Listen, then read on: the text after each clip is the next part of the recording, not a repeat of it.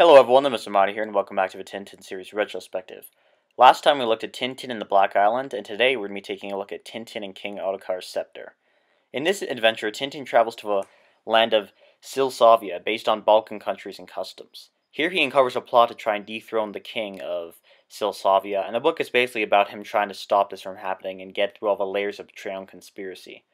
In this book, we get introduced to Bianca Castofari, who I just wanted to mention because she's going to appear in later novels. And in this one and all the rest of the novels, really, she's just used for comedic effect. This is a Tintin book that I'm really divided about, because there are a lot of elements that I really love, but there are a few things that I really don't like at all. So let's go ahead and start with the bad things and get those out of the way. Remember how in the last book, all those unrealistic elements came more down to earth, and for the most part, the book stood on its own and combined enough coincidence with actual mystery to be acceptable? Well, in this book, I felt like there were too many unrealistic parts where Tintin should have been a goner for sure. And I can excuse a little bit of this because, it's just a comic book. But when it happens multiple times throughout the book, that's when it starts being a problem for me and starts to get me a little pissed off. And it's a real shame because when I was first reading through this, the very first part of this book, I was actually going to commend the book for its realism. Just look at the scene where the Thompson twins decide to open up a package that Tintin got and it turns out to be a bomb. Instead of the cliche, it blows up in their face and somehow they're fine, and it is played for comedic effect, which is, I thought, exactly what was going to happen when the scene was unfolding. They actually throw away the bomb at the sound of a fizz and manage to get out of it fine. You could argue that even this is a little silly and they should still have been injured in some way, but personally, this is the kind of thing where I can suspend my disbelief. And Hergé actually puts in the effort to try and to put in a little bit of realism, so I can be like, okay, at least you tried, that's good enough for me. Unfortunately, hers really just throws us away with more unrealistic elements later in this book. Another complaint I have is the way that hers tells us the story of Silsavia.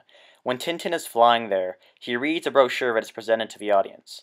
Let me provide you with a brief summary of the history it tells us, and please excuse how I pronounce some things as I'm not an expert on this sort of language. Silsavia was occupied by nomadic Slav tribes until it was conquered by the Turks in 1127. Then Hiviga, a leader of the Slav tribes, started to try and reclaim the lands that the Turks took from the Slavs. Eventually, a final battle happened between the Turks and him. Hiviga won this battle, and the Turks ran, and he was later elected king, and the Turkish capital was renamed to Klo. He was also renamed to Muskar, which means the brave. Muskar was a good king, but he died in 1168. His son succeeded him and wasn't really as good, so the land fell into anarchy. Neighboring Borduia then took this opportunity to take over in 1195.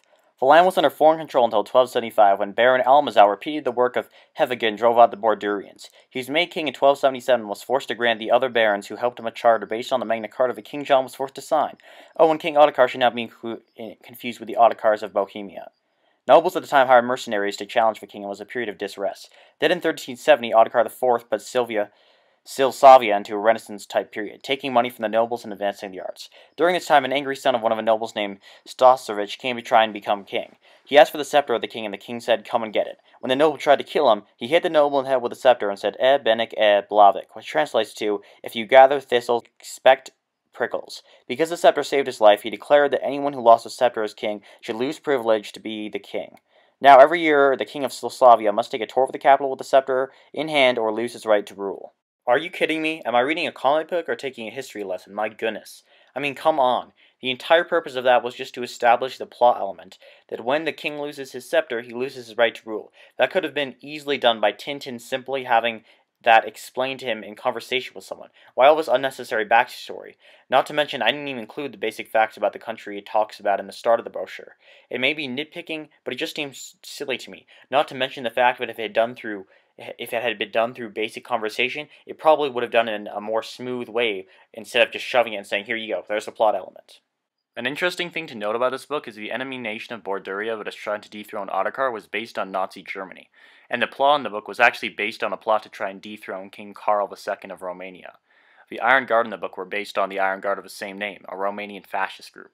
Also, the leader of Borduria's name, Musler, is a combination of Mussolini and Hitler. Interestingly enough, 3 weeks after the book was finished, Germany invaded Poland, which I thought was fascinating, considering Hergé was using his books to criticize Germany before the really horrible things they were going to do actually took place.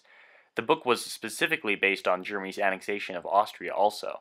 This is especially funny considering later Hergé was accused of being pro-Nazi, and if you just take a look at his older books, you'll see that many of them were actually very anti-Nazi in their content. I think from all this complaining that I don't like the book, but actually there are a lot of really great things in this Tintin adventure too. The mystery is the best out of any of the books so far, in my opinion, because it tells you a little about what's going on, but doesn't reveal the full truth behind the matter until much later. For instance, at the start, when Tintin finds out about the plot to dethrone the king, we don't actually know what is going on and who is on the king's side and who is a traitor. It is hard to really explain, but it's done really, really well, and there's not much else to be said about that.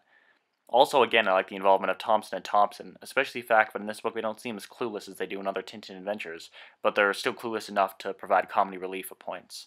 The action is pretty exciting, and I like the pacing in the book a lot. It doesn't move too fast so you can't tell what's going on, but also doesn't spend too much time messing about. The villains are also fairly good. They seem competent enough, and I like the layers of betrayal in the book where you don't really know who's on whose side. It does seem a little ridiculous how many people are involved in this plot, but it's not that big of a deal. Overall, Ottokar Sceptre has an amazing and intriguing mystery with good supporting characters and pacing, but also brings back some annoying unrealism. Despite my few complaints, this is still a very good Tintin adventure, and I'm going to give this one a low Tintin approved rating. I know I spent a long time on this book, but I felt like the last one was a little short, and I wanted to spend, a good amount of time really going in depth in this book. So tune in next time, and we're going to be looking at Tintin and the Crab with the Golden Claws. Thanks everyone for watching, and don't forget to like, favorite, subscribe, and comment on this video and give me feedback and suggestions.